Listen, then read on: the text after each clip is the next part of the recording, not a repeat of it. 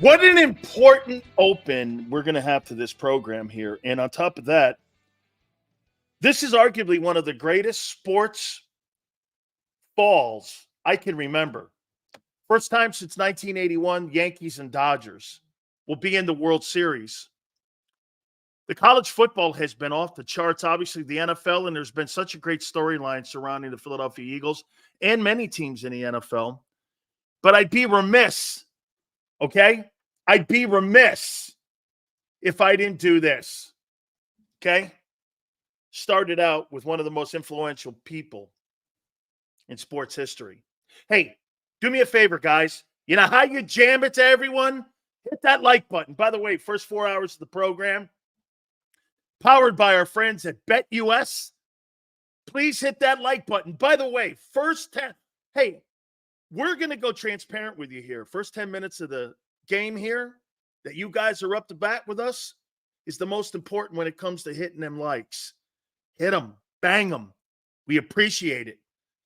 This is what makes us separate from others. And I can't thank you enough because I can't do this show without you. I know sometimes we go back and forth and we have a blast. It's not for the faint of heart. Some of you get it now, though. Most of you do get it. So we appreciate it. By the way, I'm not sure Mark Holmes is going to join us. I think he's got family issues, but Philly 500 will join us at 4:30. Marcus Hayes from the Philadelphia Inquirer will join us at 4. And Zander Krause around 3:30 will have his normal hit down there with us and you. Please hit the like button, as we say. Tony, thank you very much. As I said, by the way, that's the one thing you get here with all the guys here at JAKIB. Unlike what people want to report, we're transparent with all of our viewers because we can't do this without you. It's impossible. My cat can start a YouTube channel. So without you, we can't do it. That's why we say to you, first 10 minutes, hit that like button, man. All super chats, by the way, all go to the top. And we thank you again. I'd be remiss if I didn't mention El Toro, the passing of Fernando Valenzuela at the age of 63. He is the most influential Los Angeles Dodger of all time. I don't care what anyone says. He is by far the most influential Dodger that's ever lived. And I have to make sure I say it right because I said it wrong there. He is the most influential Los Angeles Dodger ever. Valenzuela. I mean,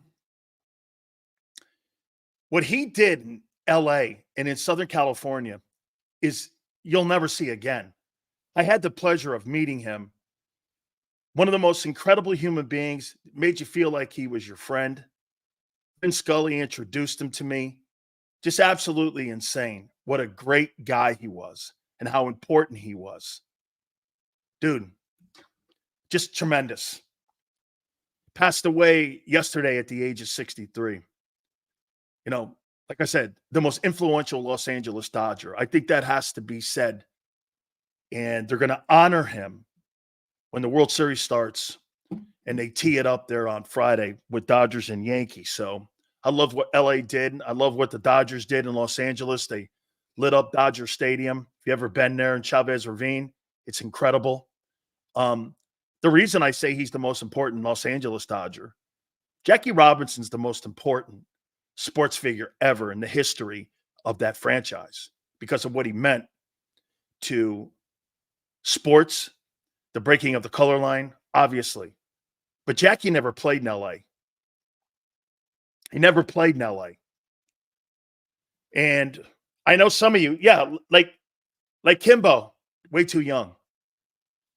Here's his significance. You know where Chavez Ravine is built, Dodger Stadium right now, where Chavez Ravine is? They were taking Mexicans out of there to give the Dodgers a new stadium. They were moving people against their will. Mexican Americans and Mexicans hated the Dodgers. They hated them. And then all of a sudden, here comes Fernando. And Dodger Stadium was filled with Mexicans, Mexican Americans. Okay? By the way, again, Please hit the like button first 10 minutes. Many of you are too young, but he was really important. All right. Rest in peace, El Toro. Hit that like button. We appreciate it. First 10 minutes is some of the most important times here on the National Football Show. Nick Sirianni, we're going to talk what he said today. We're going to take an overview of Eagles and Bengals here in a second. The latest on the trade rumors that are going on around the NFL. November 5th, I think it is. We're looking at the trading deadline, 4 o'clock Eastern. These are just some of the moves that I'm hearing through my sports agent friends, through general managers. And it's true. The Lions have contacted the Las Vegas Raiders on the availability of Max Crosby. As you know, Tom Telesco has been on this program. He has been a friend of mine for a long time. It's funny when I hear people and they post people and they go, Sileo, you have no connections. The general manager of the Chargers / now Raiders has been on this program. The president and GM of the Steelers has been on this program. Head coaches have been on this program. Executive VPs like Bruce Arians, former head coaches, have been on this program. So, I mean, they just don't want to give you the credit, and that's why we tell you to hit that like button. And that's why we tell you to continue to grow the program, because they don't want to face it. This program does have big connections. And I confirmed it with a Raider executive that the Raiders have contacted the Lions, and the Lions have been in contact with the Raiders about the availability of Max Crosby. What do I think Max Crosby, what would you be willing to give up for Max Crosby if you're, and by the way, there are some conversations going around with some of my agent friends on what the Eagles are doing and some of the doors that the Eagles are knocking on.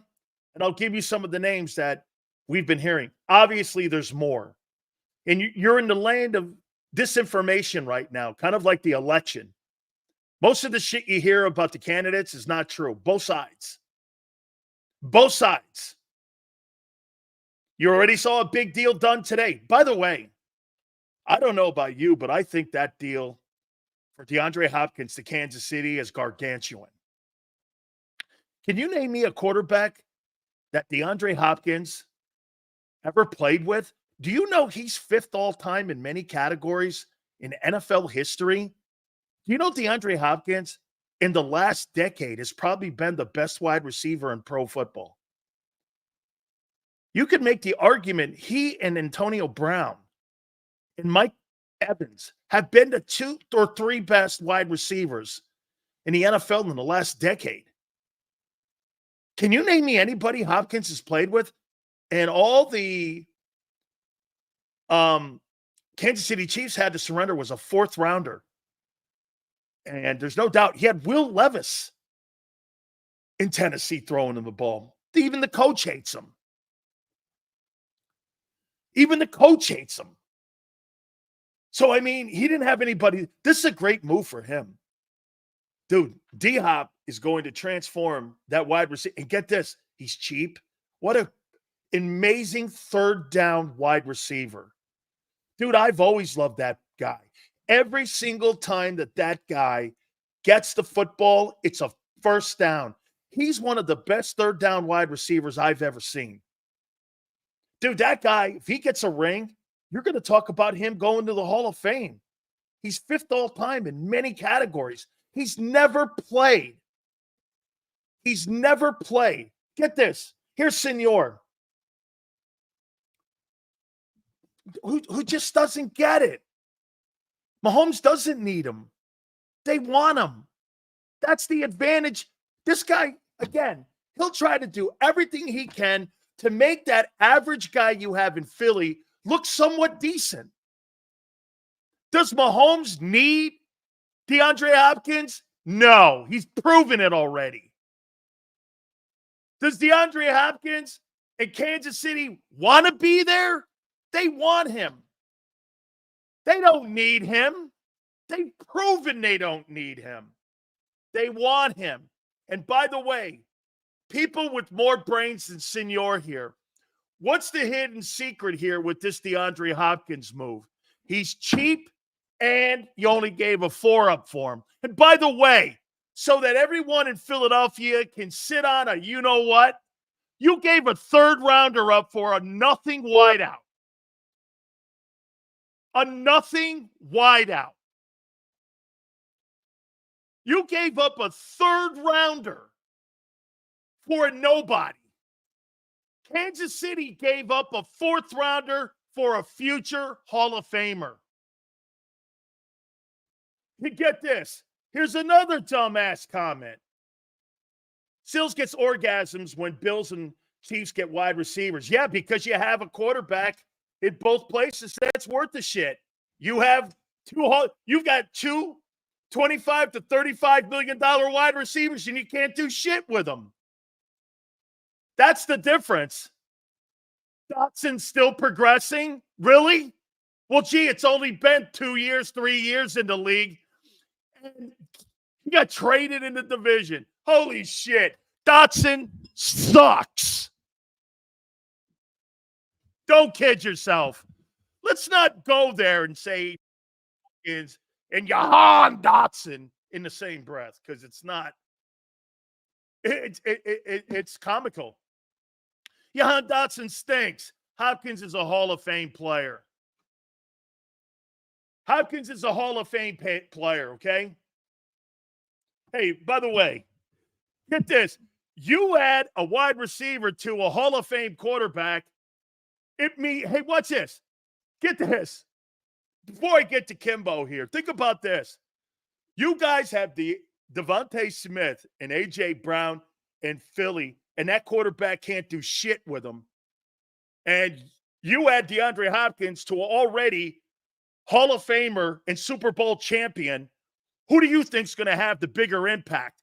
Hopkins this year on the Chiefs or A.J. Brown on the Eagles? My money's on Hopkins. You know why?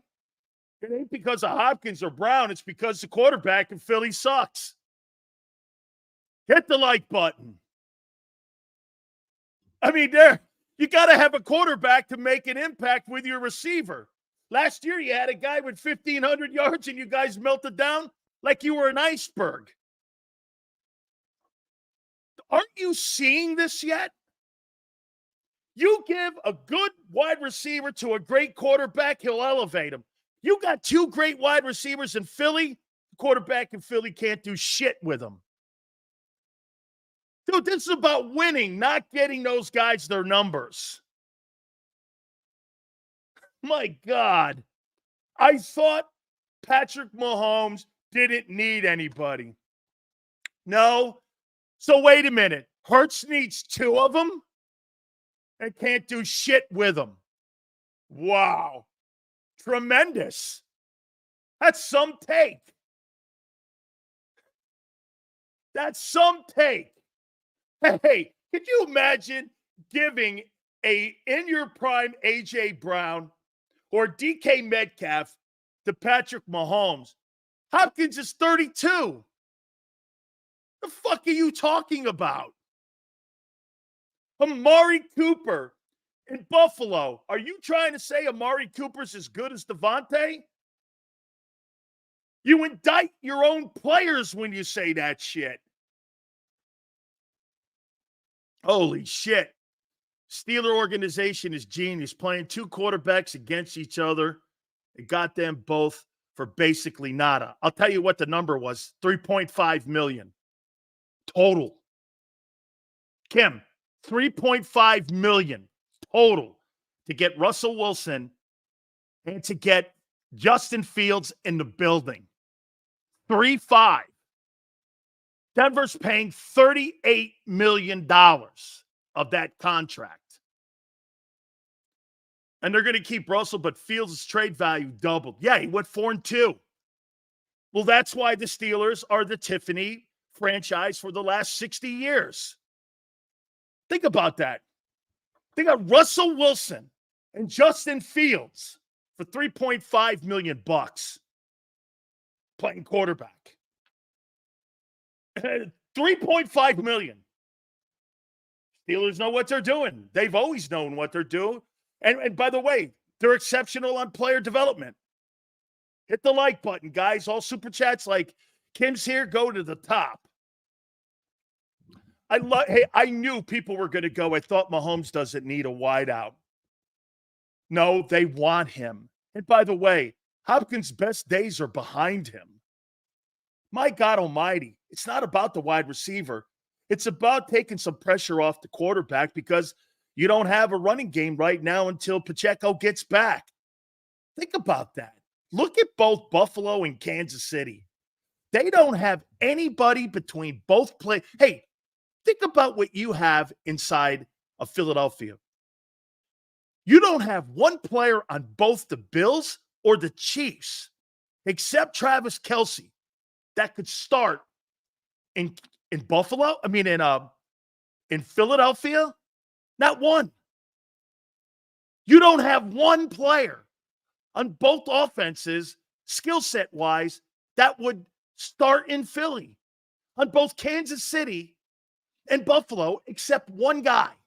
You know who that is? Travis Kelce. That's it.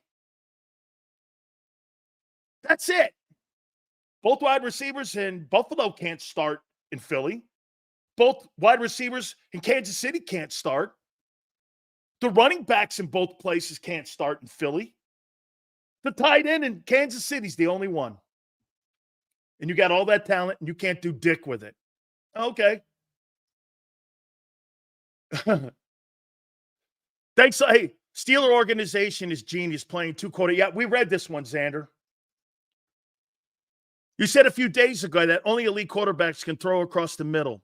Can you elaborate more about what you mean by that? Thanks, Josh. I appreciate that. All super chats go to the top. Please hit the like button. Yeah, because that's where your progression reading mostly comes from, and your second progression is across the middle. It's your crossing route. Hurts is pinned on throwing to the numbers. You know why? More traffic is in the middle. More disguised coverages are in the middle of the field. They're trying to bait you. That's what Vic Fangio's trying to do, to stay you and keep you in the middle of the zone with multiple disguised coverages. Most of the disguised coverages by defensive coordinators are in that middle, and that's why Hurts can't see him. That's why he struggles to get to the tight end, and that's why he has no intermediate passing game, because he can't see it. He can't read defenses. You've got to be – I'll tell you one thing that you see with some of these young quarterbacks that are coming into the game today. Some of these guys have such a great skill set coming in. It's incredible on some of the young players on how they can read defenses. Hurts has never been able to read a defense in his entire college and professional career. That's a fact. Rex has said since having Chiriani, the games that we ran more than pass, 14-1. Maybe we need to take some notes here. That's not, again, listen, Abe, do you actually really believe against Cincinnati you're going to run the ball 45 times, which you should, because their defense is terrible? They're going to want to get into a throwing match with Joe Burrow, and you'll lose. You'll lose that. He's nowhere in that guy's league. Burrow's having a sensational year. His team's not. By the way, they even up their market 4-4. Last time they went to a Super Bowl, they started 2-3. So you can say whatever you want. They're playing a little better defense over the last couple of weeks. I love how people take a shit on the schedule on who the Bengals have beaten, but then you take a look at who the Eagles have beaten. There's one quality win on it. The Packers. The rest of them are dog shit. Now, I'm not a proponent of that kind of conversation because I think any NFL weekend is a pro football weekend. But you want to start talking shit like that, who the frig have you beaten? The Packers? Yeah, they're good. Rest of them, up and down, some are dog shit. So don't look. And by the way, the Bengals are favored. I said this yesterday. Vegas and Atlantic City thinks more of the 3 and 4 Bengals than the Eagles going into this game Sunday. So who are you?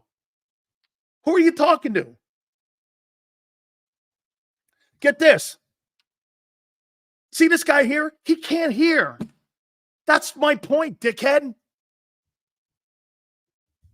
That's my point. You play who's on the schedule. Well, that also applies to Cincinnati. Okay? That applies to them also. Look at this here. What the fuck does that mean when you have Mahomes? I'm not even going to read that. What does that have to do with Mahomes and Hurts when a guy's playing for his 3rd Super Bowl in a row? You want to know what a Nimrod looks like? That take is a Nimrod take. How in the world are you talking about a 6-0 Kansas City Chiefs team that beat the fucking Ravens in the opener, and the quarterback's going for his 3rd fucking Super Bowl in a row, and you're going to bring up Jalen Hurts' chicken shit statistics, knowing full well he's not that good. He's not been good in a year and a half, and you're going to put Mahomes and Hurts in a comment? Dude, you need your head examined. You need your fucking head examined. Any top 15 quarterback would average 35 in Philly. Yeah, I know. That's why he's not in the top 15. I mean, Hurts' numbers, he threw the ball. Hey, do you think Kansas City could ever win a fucking football game throwing the ball 14 times and only 4 times in the second half against the Giants? Do you? Let me ask you this. How many people think, well, how many yards? Let's go here. How many yards do you think Patrick Mahomes would throw against that defense? 500? Shit. He kicked your ass with Juju Smith-Schuster. Now he's got D-Hop? Okay. And Travis Kelce? Okay. What do you think he'll do to you? Dude, once again, here we are 10-1 kind of conversation of a year ago where you fucking think your defense is good and it's not. It's getting better. I heard Sirianni today blowing himself and his D-line versus the Browns and the Giants. And I'm like, you're kidding. Don't buy into it. Don't buy into it. It'll just give you odds, when you play against a good quarterback this weekend. Got to be out of your mind, man. Every time I see people put Mahomes and Hurts and you start putting numbers, you make it seem like, hey, how many people in here, you want to laugh? How many people in here would take Jalen Hurts over Patrick Mahomes? Over Joe Burrow this weekend? How many people would take Hurts over Burrow? Can you imagine putting Jalen Hurts with Juju Smith-Schuster and Xavier Worthy? What do you think he'd do with that? How do you think Jalen would play if he had Xavier Worthy and Juju Smith-Schuster as his wideouts? How do you think he'd do? Shit, he falls apart when they take AJ off the field.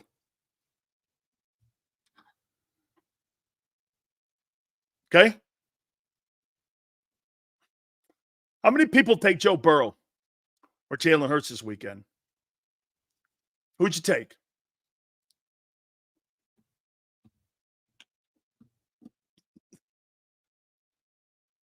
Sales, you think Howie's in the mix for Crosby? Look at him, Reyes. Worthy is rad. Well, he wouldn't be in Philly. The only reason that he's good is because of the quarterback. I'm not even going to his second dumbass take. And Reyes says that he'll take Hurts over Joe Burrow. Okay. Now, you're in LJ's group now. The front office is playing fantasy football and everyone else is either building a solid team for the future or champions. Correct. KC wins 5 games this season if Hurts is their quarterback. 304? Correct. No one would take Jalen. Nobody in their right mind would take that guy. Except a delusional fan. Okay? Hey, look at M. Reyes. Burrow's not that guy. Then who's Hurts? Every time Joe Burrow steps on the field, he gives you a shot to win a Super Bowl. Every time Jalen Hurts steps on the field, he has a shot to throw a pick. Come on, Sills. If you see these two stat comparisons, I'm not doing that anymore with you. You're an idiot. It's not fucking true. The Kansas City defense is the reason why KC's winning.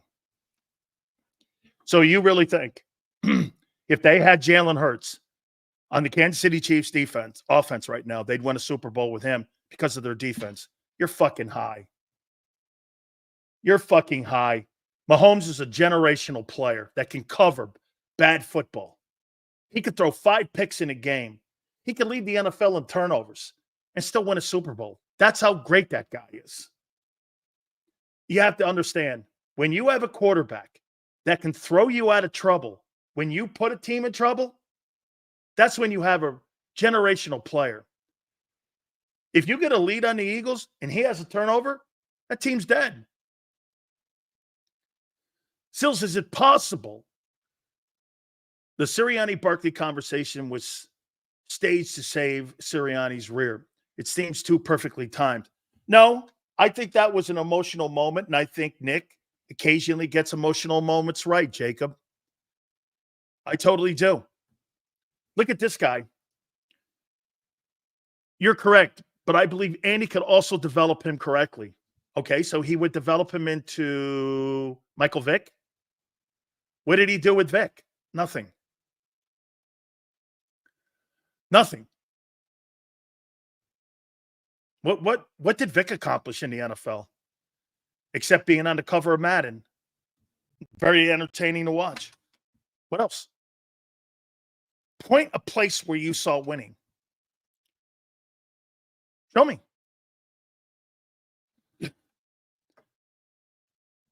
Stats don't lie. Is what this guy's trying to convince you, that Jalen Hurts is having a better season than Patrick Mahomes. Well, if that's the case, so is Sam Darnold, Geno Smith. Sam Darnold, Geno Smith. Dimes Jones is having just as good a year. Look at the stats. They'll tell you.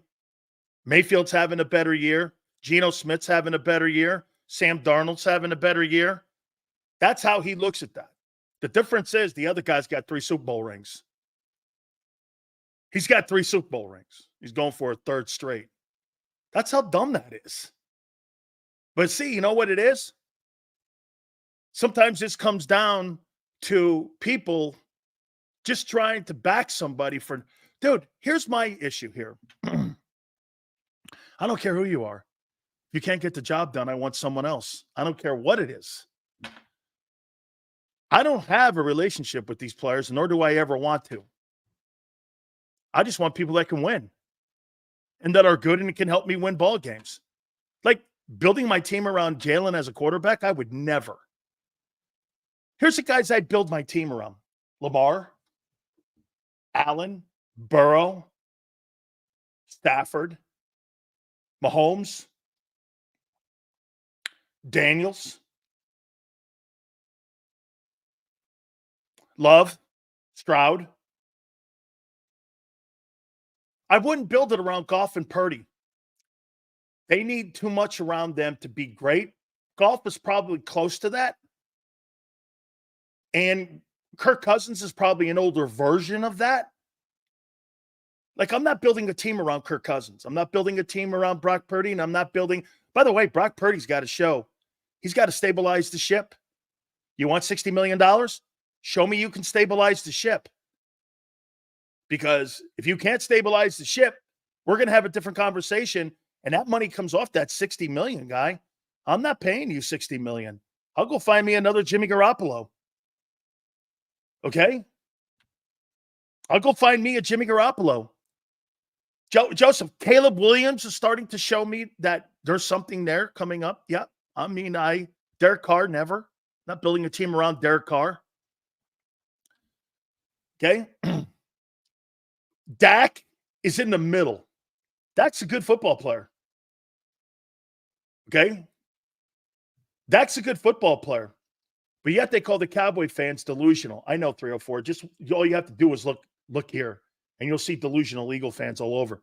304, I'll tell you the problem with Dak. Dak Prescott's not the guy who folds in the postseason. Jerry Jones is. Whether it's Tony Romo, whether it's Dak Prescott, it's not the fact that you mean to try to tell me you think Troy Aikman was a spectacular quarterback? Look at Troy Aikman's numbers. They were nothing to sneeze at. They had one wide receiver in Alvin Harper and a good tight end and a great running game. I mean, Troy Aikman was Phil Simms in so many aspects. But what's the one thing that they did? They ran the ball, played great defense, and were exceptional on special teams. Jimmy didn't have a spectacular. Get this, Aikman was winning Super Bowls in the era of Montana and Steve Young and John Elway and those guys.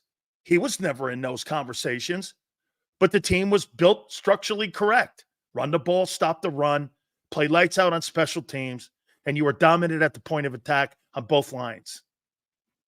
And the Cowboys were the youngest team in the league when they were winning Super Bowls, all through Jimmy's draft. What's the one thing that Jerry hasn't done? It's not the quarterback winning you the Super Bowl. It's the other intangibles around the quarterback. They've never able to build through the draft substantially in any way, shape, or form, like Troy Aikman said on Monday night. Derrick Henry would have solidified the run game, which would have helped the quarterback, but he didn't want to go down there. And the biggest free agent market in NFL history for running backs with Aaron Jones, Saquon Barkley, Derrick Henry, numerous guys, Dalvin Cook, bunch of guys that were out there. He got none of them except Dalvin Cook later. I mean, at the end of the day, how do you whiff on the greatest free agent running back class of all time? And look at the two of them, Barkley and Henry. They're having career years on better teams.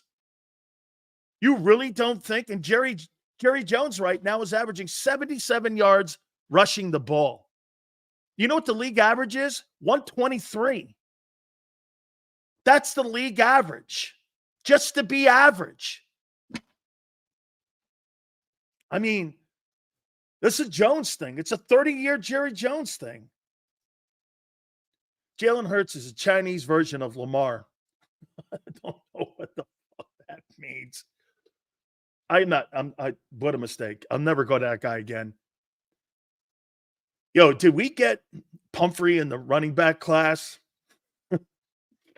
That's funny. Jalen Hurts, bad footwork and process. Absolutely. Horrific in the pocket with his feet. Hey, that is okay. I mean, do you believe the Eagles will draft a quarterback this year? Because I do in second or third round. No, third round, maybe. If they draft a quarterback in the third round, it'll be question marks on the quarterback. Please hit the like button here. Mahomes is having a bad year. Nobody cares about past MVPs for this year. He doesn't belong in the race, and yet he's 6-0. Another dumbass take. Dude, let me show you how bearded angler. That's such a fucking dumb take. You know why? You think you're going to gauge Mahomes on a regular season anymore? You're gauging Mahomes on Super Bowls and AFC championships. He's graduated to that conversation. Your guy's graduating to 10-1. And we're still talking about turnovers. It doesn't matter how many turnovers Mahomes has. He keeps get this. You can keep putting those stats up and talking dumb. But you know what that guy does? He just keeps collecting Super Bowls. I mean, this guy hasn't played great in any Super Bowl, but he's had great moments. Okay? I mean, it's ridiculous. I'll trade the next 10 firsts for Mahomes. Hey, Anthony, you want to hear what Jimmy Johnson said about him? He's untradeable. He's untradeable. Get this. Here's a guy in Matthew are just skating by for now until January. I got it. You're right. Hey, Matthew, I know. Damn, they're just skating by at 6-0. Shit. Now they go get Hopkins to kind of help him out a little bit. Just skating by, just kind of going through the motions, and you're fucking 6-0 and toying with teams like the Niners and the Ravens, and you're just, I know, right? Hey, man, they're just toying, and you're beating the Bengals and the Browns. Or you're beating the Bengals. No, you're beating the Browns and the Giants. Okay. They're beating the Niners and the Ravens. Oh, man. Says the MVP is for this season. Oh, yeah, okay, guy. No, don't worry. His MVP, he don't care about the regular season. He'll just get his 4th MVP in a Super Bowl. 4th at 27. I can't even believe I'm in a conversation about that with that absolutely incompetent quarterback in Philly. Stop doing that. You lower my intelligence talking about Hurts and Mahomes in the same conversation. You're fucking crazy. Hey, 49ers are trash. Okay, 49ers are trash and they smashed you. Would like to hear your top 10 organizations. Okay. I hadn't thought that. I'll go off script for you, Kim, here a little bit. Top 10 organizations in football. Right now, right? Not all time, Kim? Or right now?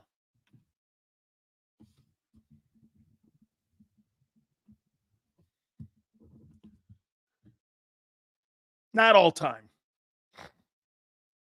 Right now, Kim?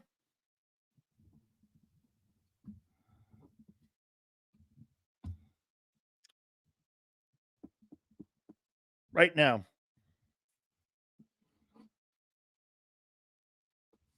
We got to start with the Steelers. They do everything right. Most Super Bowls all time. They win with Mason Rudolph at quarterback.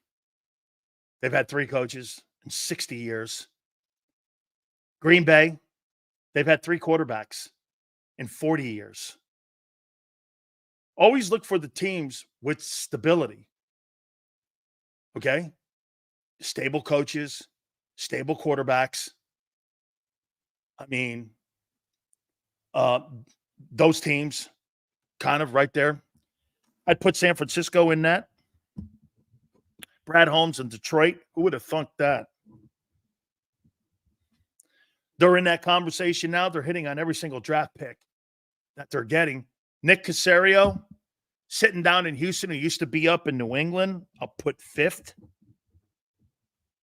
I don't know top 10, but Steelers, Packers, San Francisco, Detroit, Houston would be in that conversation right now on my top 5 organizations. I want to put the Rams in there. Rams probably 6th. Rams have 2 Super Bowl appearances, a Super Bowl win. I'd put them in that conversation. I'd put Philly in there. I know some of you are probably shocked. Philly's stability is winning. You can't dismiss it. You can't dismiss it. Baltimore, probably not, that's not a. I'll do it. I'll do a ranking here. I'd put Baltimore in that conversation. The Chiefs, for sure. It's the Bucks. I don't know, man. No, I got Detroit in there. I don't know who my 10th one would be. Wouldn't be the Giants anymore. Wouldn't be the Cowboys. It wouldn't be Chicago. It wouldn't be Washington. That may change. It'd be Seattle. Here's how I got: Steelers, Green Bay, San Francisco, Detroit, Houston, Rams, Philly, Baltimore Chiefs, and Seattle.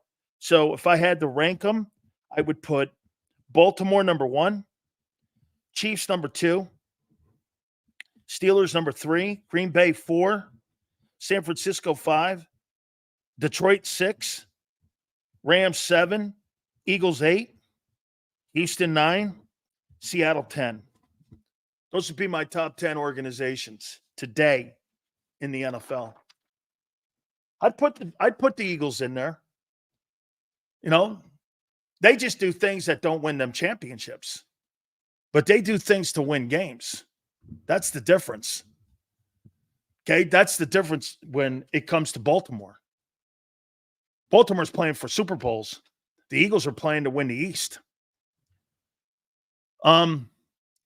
Sills, I strongly disagree with putting Philly in because they are players and coaches who would not come here because of ownership and management. Well, here, Sam, you can't dismiss listen to me defending him.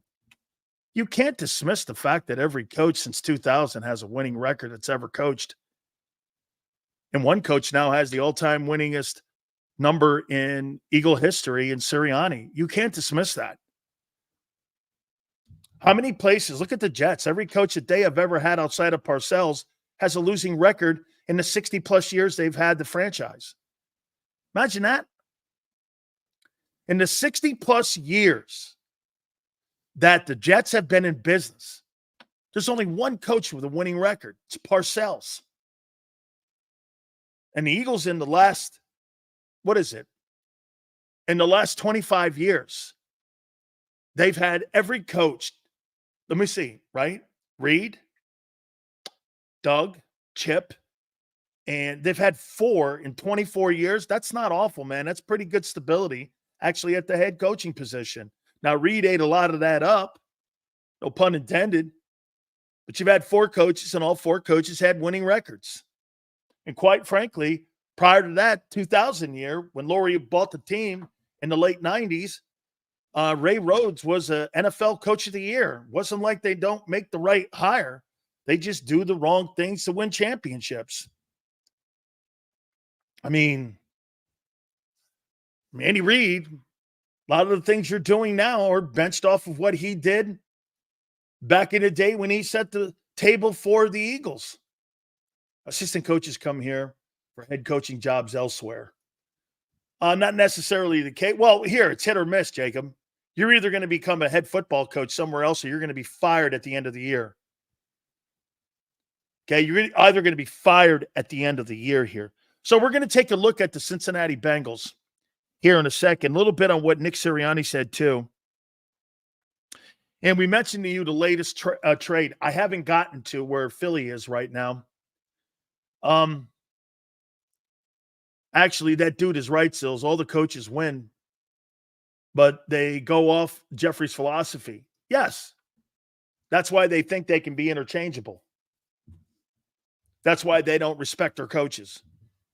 Ownership and the analytics department don't respect their coaches. They enable their coaches. They don't respect them.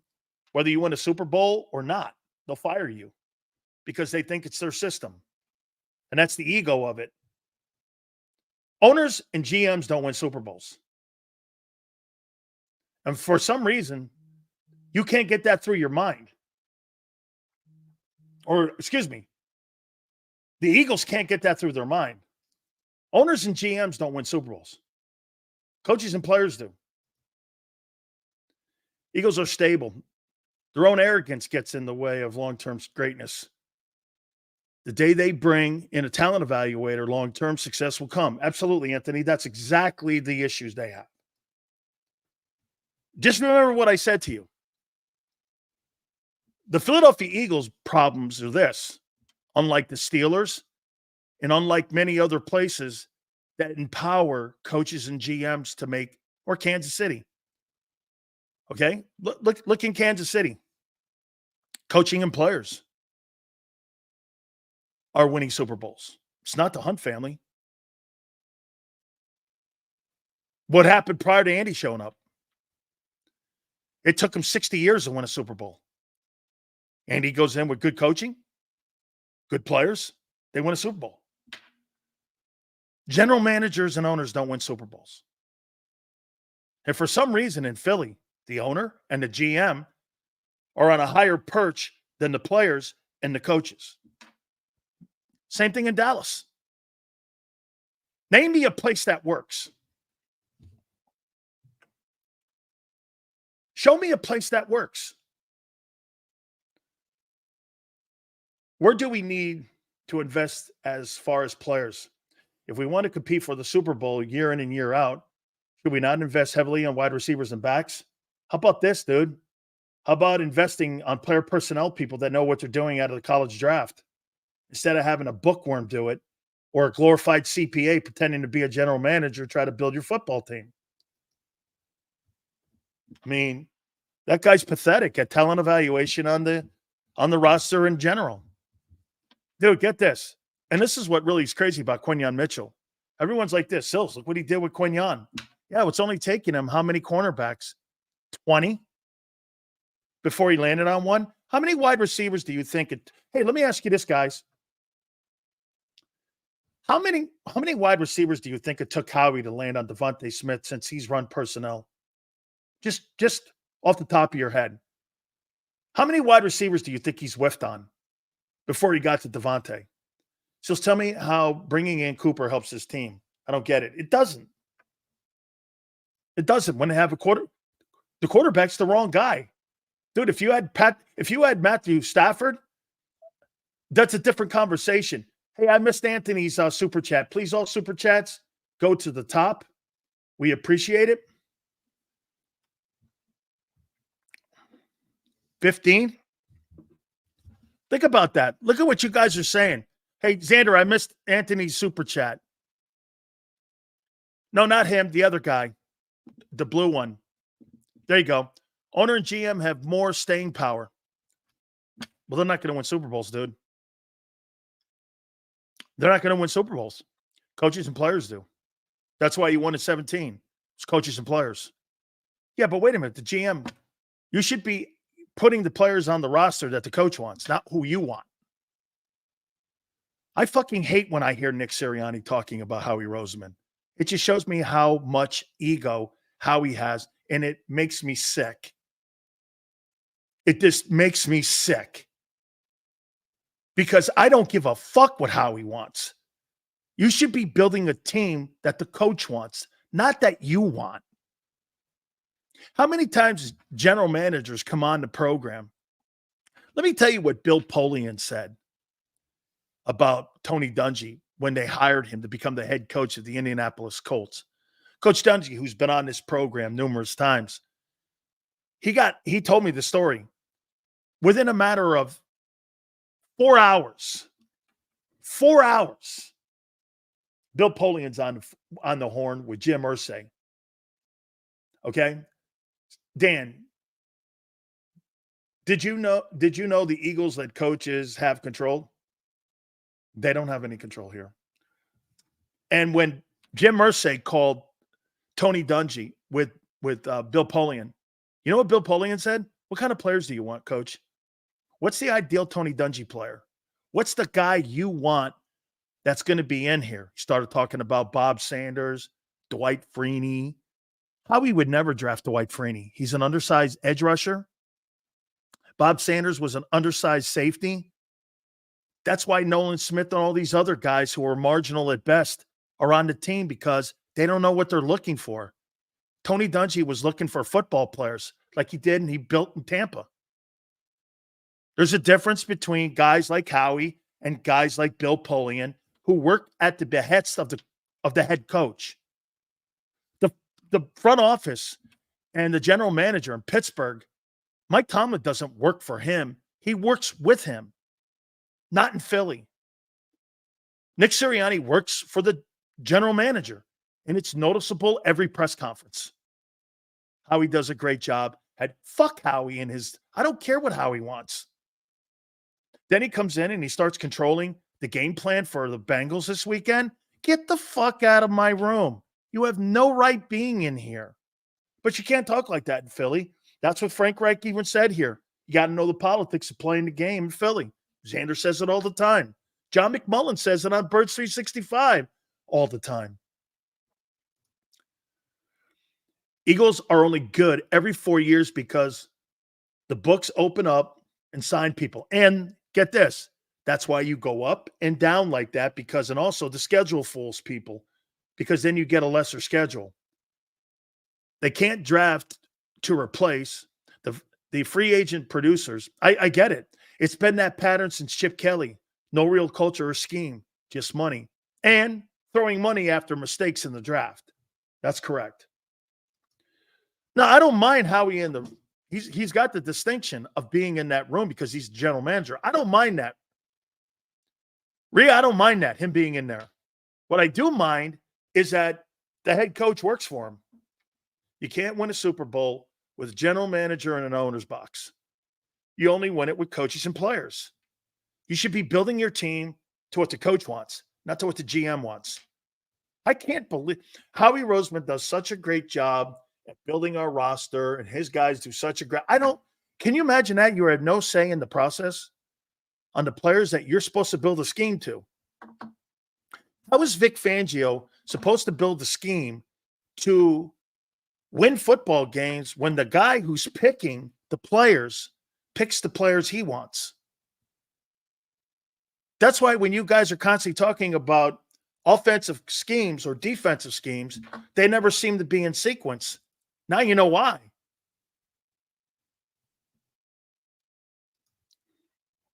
Didn't Bill Polian say Lamar Jackson should play corner? Damn dude evaluated him wrong. Not only him, Tom Telesco, my friend, said he should play wide receiver too. No, absolutely. Absolutely. Isn't it funny, though? One thing's for sure. Bill Polian's in the Hall of Fame, though. And Ozzie Newsome is a Hall of Fame GM, not just a Hall of Fame player. Absolutely. Again, here's my problem with that take. No one asked Tim Tebow to try to play a new position. I had a major problem with that. Why wouldn't? That's why he didn't run at the combines. Lamar didn't run at the combines. He did not run at the combines. Jeff, you think somebody would tell Howie to sit his ass down somewhere and let the coaches work? No way. You never become a head coach. That's what Doug did. That's what Doug did. And that's why there was a conflict. Seals, the mismatched personnel was apparent when Howie drafted corners that didn't match what Schwartz needed when he was DC with Doug. Absolutely, man. Get this. Let me show you something here. So look at the edge rushers, how tiny they are in Philly. Whose idea was that? You get the smallest edge rushers in fucking history. 6 feet, 230. When you got a guy like Myles Garrett, who's 6'4", 275, or that guy Burns up in New York. Who plays guys that tiny? You even got Vic Fangio making a comment. You know, he's not the biggest guy in the world, Nolan Smith. Really? We gave that away. He looks like a shrimp out there. Now they don't because Chip locked it up. Howie hires coaches to run a set scheme. That's right. It's plug and play. You know what's funny? I brought that up when I first got here. This looks like a plug and play organization. It's easier for the general manager to have a set scheme and then to put the players in and try to find an assistant. Here's his philosophy. And it's very apparent. Howie Roseman gets the roster, sets the scheme, drafts and recruits free agents to the scheme, and tries to find coaches to match that. That's why you're constantly in and out of coaches. Do you see the logic now? You see the logic to that, right? They don't really change off of players that much. They got the same scheme they've had for the last 4 years. What's changed? Coordinators. That's why you guys come in here every day and go, Kellen Moore, I don't know if he's the right guy coordinator. Hey, Vic Fangio's system, I don't know if it's fitting. Well, that's because the players and the scheme are set. It's set. It's easier to find assistant coaches, coordinators, in their eyes, than it is to find and allow coaches, head coaches, to have total say. And you have more control of your team with the owner's box when you do it that way. Look at Kansas City, for instance. Brett Veach doesn't run that team. Andy Reid does. Get the second most powerful guy in that building. It's not Veach. It's probably Steve Spagnuolo. I want this guy. I want that guy. By the way, help me out here. That defense is not built totally on first rounders. It's built on scheme, coaching, and players. Philly, it's built on Howie's players, Howie's scheme, and Howie's coaches. Nick has no, there's still a portion of you out there that believe that that coach has say. How can that be? Most coaches quit when their coordinators get fired. They stick up for them because they were their personal hires. Not Nick. Nick did stand up for Brian Johnson, who was a good coach. He did stand up for Sean Desai. He allowed him to be a sacrificial lamb. That's not coaching, dude. That's the craziest coaching I've ever seen. Tony Dungy was fired in Tampa because he wouldn't keep Clyde Christensen as his OC. The Glazers made him fire him. He said, no, I quit. They fired him. That's how Tony was fired. Tony wasn't fired for poor football. He was on the cusp of winning a Super Bowl. The next year they won it.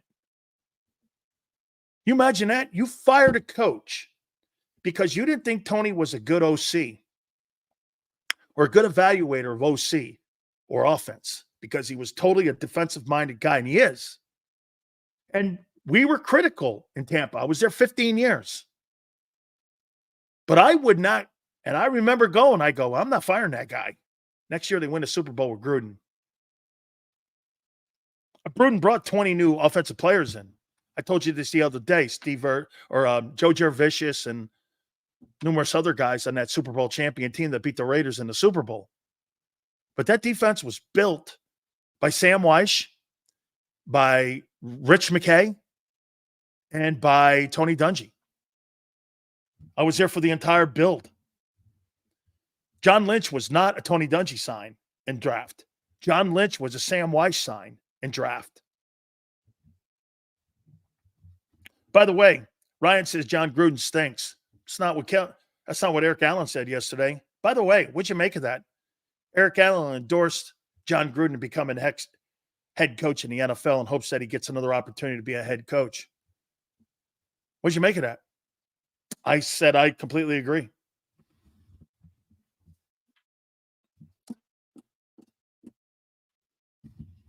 Eric Allen said that John Gruden should get another shot to become a head coach.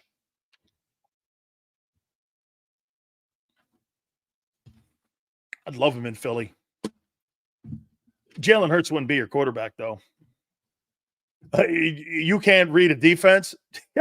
Hey, dude, that guy's not going to tolerate that. If you can't read a defense, he ain't coaching you. That's not going to work. And the Eagles would have a problem with John Gruden because he would play a guy who read a defense. He didn't care how good he was, but he ain't playing a guy who can't read a defense. That's not going to happen. Okay. Yeah, that's right, Anthony. He'd probably trade for somebody like Stafford. That's probably correct. Please hit the like button. Hey, let me know where we are in likes right now after the first hour. At around 3:15 or in there, 3:15, 3:20, we're going to get our friend Zander Krause on. And at the top of the 4 o'clock hour, kind of moving things around a little bit today, they're going to be kind of back-to-back. Marcus Hayes from the Philadelphia Inquirer is going to join us. That will be at the top of the hour. And then we're going to have Philly 500. I don't think we're getting Mark Holmes at 4:30 for Battle Royale. He's got some family issues he's dealing with. So we'll get to Philly 500. That will be at 4:30 Eastern time. So please hit that like button. Thank you guys so much. 152 after the first hour. Zander, not bad, right? Pretty good stuff, guys, and we appreciate that. By the way, all the super chats as well. Okay. Zander, pretty good, huh? 155 in the first hour. Way to go, guys. I appreciate it. We all appreciate it here. Once again, you guys blowing the program up. We appreciate it. All right. Somebody said this yesterday, and they were wrong. The current playoff picture, AFC, you were to play the playoffs this weekend. Chiefs, number 1 seed. Texans, 2. Ravens, 3. Bills, 4. Steelers, 5. Colts, 6. Broncos, 7. In the NFC, the number 1 seed would be the Lions. Number 2, the Commanders. Number 3, the Seahawks. Number 4, the Falcons. Number 5, the Vikings. Number 6, the Packers. And number 7, the Chicago Bears. The Eagles are 8th on the outside as of this week going into the Bengal game. You are not qualified for the 3rd straight week to be a playoff team in the NFC. You're outside the picture right now, which I've been predicting all year, and I did it in the preseason of you winning 9 ball games. In my opinion, a playoff team, you're not playing playoff football right now. And you are outside the picture. Okay? So, Laurie trying to live his best life now. Allow Howie to run it. Laurie needs help, though, in hiring people. More so in drafting people. Have to get this. Senor's talking about half-season takes. Why don't you fucking run the tape back a year ago? 10-1, 10-1, 10-1. Talk about a half-season take. I see it works for you, not me, right? 10-1, 10-1. Remember this, man. We're scoreboard here, bitch. 10-1, 10-1, 10-1, 10-1, 10-2, 10-2, 10-3, 10-4. Hey, you guys are legendary on picking out. Somebody says cherry picking. Right now, Jalen Hurts' career is cherry picking. 2022. You can't show me anything else that's decent. Hey, let's see, 2021, 23, and now into 24. You got 2.5 years of football, but 22, baby. Talk about cherry picking. Get to a Super Bowl, too. Yeah. Hey, look at this. Yeah, he's 4-2, and he threw the ball 14 times. You imagine having a quarterback that you win a football game, that you run the ball 45 times, and you have all that talent on the team, and your quarterback only throws the ball 14 times. Can you imagine? Again, think about that for a second. You got a quarterback with A.J. Brown and Devontae Smith on it, and you throw the ball 14 times. I get it when you don't have anybody in the building and you got a great back. But you got 2 wide receivers, and 1 wide receiver you just paid $25 million to. Zander had -2 yards. Yeah. Hey, right? Hey, dude. Prior to Omari getting there, dummy, name me a wide receiver Josh Allen has with no interceptions this year. He's right now currently second in the MVP voting. Name me a wide receiver right now in Buffalo that's played with him. And Omari just got there. Name me one. Name me one wide receiver that's played with him in that 5-2 start. Ooh. That's at the level of Devontae and AJ. Name me one.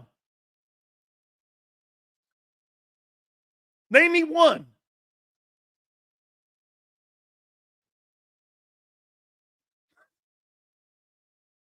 Sills, no one remembers the one who, they remember the ones who remember that guys. I want Lombardi's. No shitty-ass mediocre wins. Keep looking like Kyler Murray, young kids. Stroud, love getting better and better. Shit quarterback getting worse every game. Look at hey, Zander, I think we have Sileo Kim. Holy shit. Kim's now shit quarterback. Hey, Kim, my wife would say I have a way with women. That's for sure. Then again, Kim, I've been married to my old lady for 34 years. So again, okay. Yeah. Agreed, Sills. I don't understand why fans are saying running heavy is Philly ball. It was when we didn't have shit to throw to. We do now have 200 million tied up and 2 wide receivers. It's a shame we're not balanced. That's the take. That's the take right there, 215. That's what I was talking to Zander about yesterday. Hey, dude, you should be balanced whether you're playing the Giants or whether you're playing the Ravens. It shouldn't be, well, let me go and do this. You should be balanced because you've got to concern yourself with you, what you do well. They're telling you in a game against the Giants, we do one thing well. You know what that is? Run. And the Giants, they're one-dimensional in that game. They're one-dimensional. And that's their best dimension. That's what Zander's point is. He's right. They ain't throwing the ball. How is your best dimension running the ball and you got $51 million and $100 million and the quarterback and 2 wide receivers, and your best dimension is running the ball? Can you think about, hey, Jacob, hey, think about this for a second. Can you name me a quarterback that makes that kind of money in the league? That the team turns around with that kind of talent in your offense and you spent $200 million that would run the ball 40 times and the quarterback throws the ball 14? Some go, Sills, what about the Bills? The Bills a year ago threw the ball 14 times. They had Stephon Diggs, and that's it. Kincaid is okay. Bush is good. Now, Barkley, nobody on that team a year ago or this year could start in Philly. Nobody. Do you understand that? The Bills have nobody in that offensive huddle except for the quarterback that could start in Philly. That tells you all you need to know. Green Bay.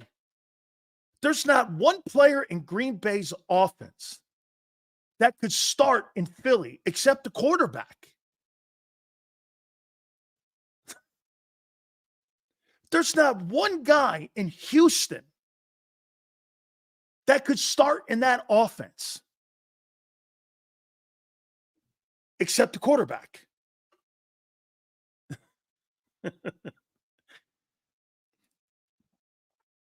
There's not one guy in Kansas City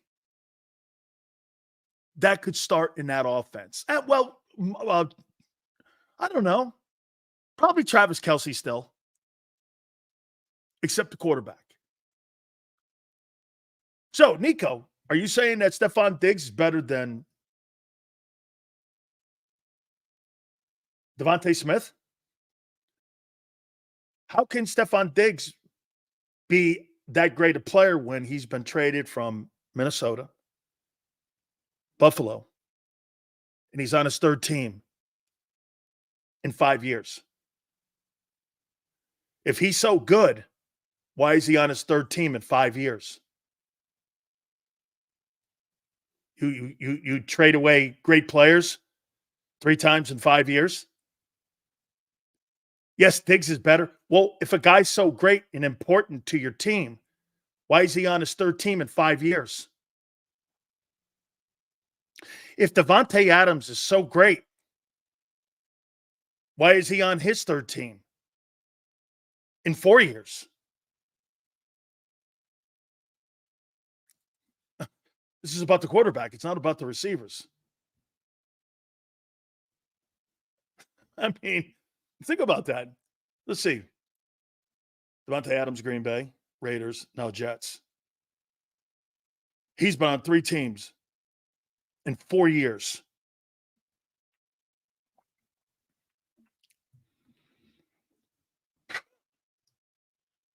So how about Brock Bowers ranked number 8 in receiving yards, which is above Pickens, Lamb, AJ, Wilson, McLaren, Reed, Neighbors, Diggs, St. Brown.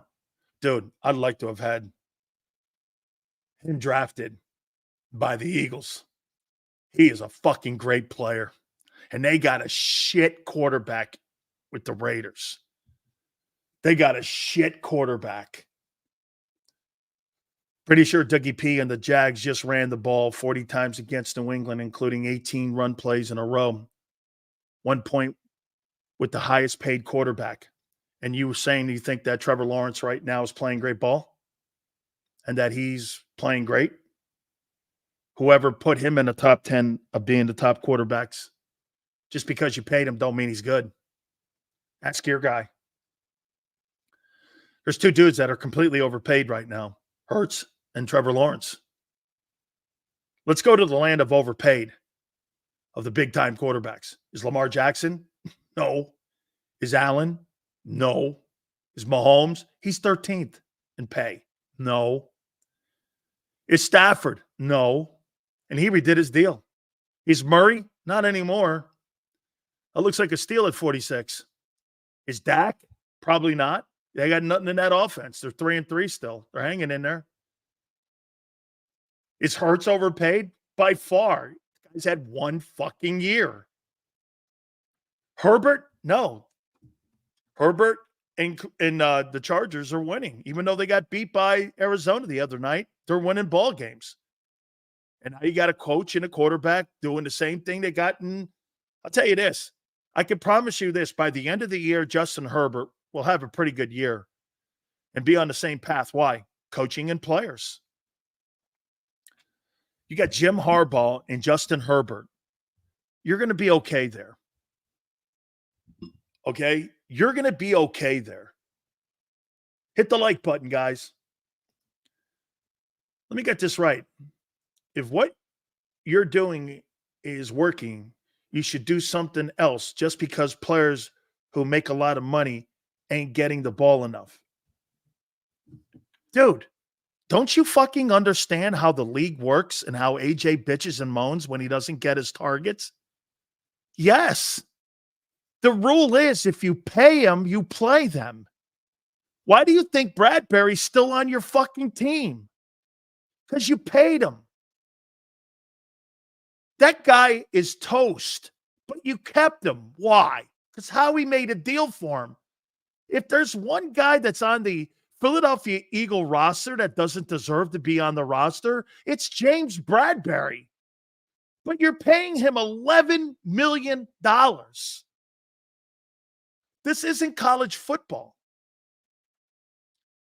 Okay? Get this. That's what happened last year. Taking care of divas. They took care of the guy, got 1,500 yards at the expense of winning. Yes. I can't. This guy is answering his own questions. Get this. Mark goes, he's injured. You could have cut him in the offseason and it had a $4 million cap hit. But you decided to keep the guy because you wanted to, not the money to go against the cap. So you kept him because you made a contract deal with him. You could have saved $7 million, Mark. Instead, Howie thought the cap hit was more important than paying the player the $7 extra million. Why? Because you paid him. Simple. Jesus criminy. The economics of football matters in how you build a team. That's why Howie gives the money up front so he can backload it with lesser money. Dude, building a football roster in the NFL is way different than building a roster in college football. Zander's at Alabama, right? Dude, you go recruit 5-star kids at every position. Guy sucks. I just get his ass out of there. Hey, Alvin Kamara doesn't even have a spot at Alabama because why? You had Mark Ingram and Derrick Henry. Fuck, you're not going to get a lot of touches in that backfield. Well, I'm going to go to Tennessee then. Well, that's how that works in college. In the pros, You're set on contracts, dog. You got to sit on them. You guys are talking about Jalen Hurts. He's there for the next 2 years at least. Absolutely. That's why people go, Sills, sounds like he's back on the bench. No, you got to fucking make that work. You've got to make that contract work. Just like Cleveland's got to make that contract with Deshaun Watson work. The economics plays a massive factor here. Look at the Cowboys. 304. Am I right? They front end most of those contracts, which means this. The old way of doing business was you pay him a little less money at the front end. And at the back end, you pay him a boatload of money. Look what they had to do with Tyreek Hill, because Chris Greer down there was still doing it the old style way, back ending the contract. Do you understand if they didn't restructure that contract with Tyreek Hill, they were going to owe him $48 million coming up, or $52 million is coming up next year? That's why they restructured it, because they backloaded it. Come on, man. You can't be – some of you – hey, maybe I'm talking too above you sometime, and I don't mean to do that, but shit. Seals, is Howie telling Hurts how he has to play? No. Splash plays, sideline plays, etc. I'm telling you, Hurts wants out. You could see it in his play. Sam, no. But what you do is, it's a fundamental philosophy that they want explosion plays. Get this, explosion plays don't win Super Bowls. That's Brady and Mahomes. They don't have explosion plays. Why do you think there's no guy that throws a cover off the top of a defense in Kansas City? Or there never was one in New England. They never had a guy who could take the top off of an offense and win Super Bowls with. And Randy never won a Super Bowl with Randy Moss, so don't bring that guy's name up. He didn't win a Super Bowl there. It's never a factor. Watson has a $146 million cap hit over 25 and 26. They're not going anywhere with that unless they have a trumped-up charge and they are able to void the contract. They're stuck on that guy, man. This is why you go in the draft and you draft a guy coming up and you pay him on a rookie contract and you have to eat that contract. Let me tell you this. The Cleveland Browns, if they want to move off of Deshaun Watson, you're going to have to pay, in essence, of at least 75% of that contract for the next team to even take a look at bringing him in. Do you understand that Cleveland, if they want to move off him and draft a quarterback like Cam Ward coming out of Miami, that they're going to have to eat at least $98 million of that money? Look at where Cleveland is. That's why they're talking about Max Crosby. Or not Max Crosby, but Myles Garrett potentially moving. Look, I'm not doing that. And here's what you need to know. If they don't move Myles Garrett, they're moving off of Watson in the offseason. And they're going to try to come up with a way to do it. Real quick, before I get Zander in, please hit the like button here too. Here's some of the names that have been brought up by agents that Howie Roseman's inquired about. By the way, there's many more. But this stuff is just starting to come in here now. The Eagles general manager, I tweeted out at Dan Sileo Show. By the way, I encourage you to follow me there, please. The Eagles GM, Howie Roseman, has inquired about these three players so far as we get close to the deadline. Za'Darius Smith, Browns, edge. I don't know how to say this kid. Played with Vic Fangio. Emmanuel Agba, Miami Dolphins, OLB, defensive end. And Walker Little, offensive line, Jaguars.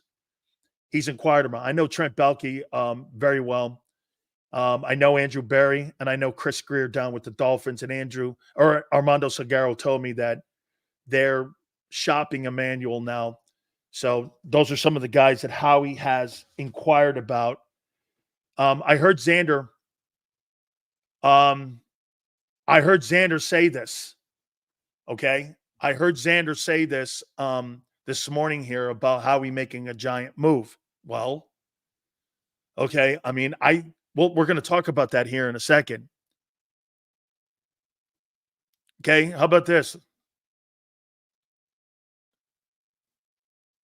Advance to the pro voting process in the class. Eric Allen has advanced. Good.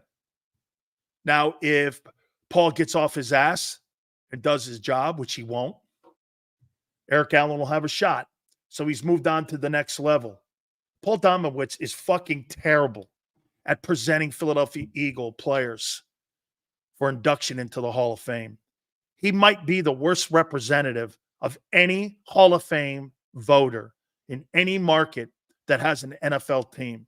It's a damn shame. There's guys on that roster that have and should be in consideration to being in the Hall of Fame.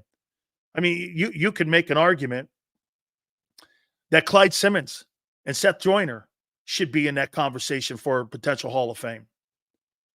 I mean, but you don't.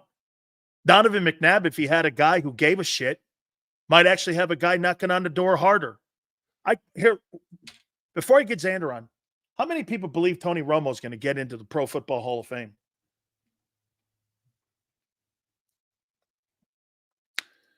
How does Romo get a conversation to go into the Hall of Fame, but McNabb won't? Here's why I get frustrated. I like Kurtz. I think they hinder him with dumb scheming and coaching. They should do what you should do what we said. Have him for 5-8 years, win 3 Super Bowls. Right. Absolutely. You're right on, Q. Zander, I missed one before I get you. I want to bring it up. Sills. Why our D-line is ineffective at run, twists, and stunts? Is that the reflection of is that the reflection, ruin of player skill or coaching? I don't believe Vic is really a big guy in scheming that up with twist and T-stunts. I really don't. Okay? Paul Domowitz in here? Are you crazy? He would never have the balls to talk to someone like me. This guy's more worried about trying to get Kamala Harris elected than he is about trying to get Eric Allen elected. Just remember that. And that's where my differences is with him. This guy's more concerned about who the fucking next president in the United States is and whether or not you got a guy like Trent Cole supporting President Trump than getting fucking Eric Allen in. Why don't you do your fucking job, guy? You're not a politician. You have a Hall of Fame vote, and some of these piece of shit Hall of Famers keeping Bonds out of the Hall of Fame, worrying about who the next election is, worrying about who the next president is. That's his fucking problem. Then he turns around and calls me a piece of shit, and I've never met the guy, nor do I care to. I don't care if he's hit by a fucking bus. I don't care. Do your job. Get Allen in the Hall of Fame. Oh, I forgot. You got to put your sign out front for Kamala. Hit the like button. Let's do one thing that I do and I love the most. He's got to have some green on today. I heard him this morning. But he tiptoes around John a little bit, man. But he don't tiptoe around me. He kicks my ass when he comes on here. And, you know what I mean? I think he feel kind of what we do is we release the beast when he comes on the National Football Show. He is the co-host of Birds 365. Those guys do a fantastic job.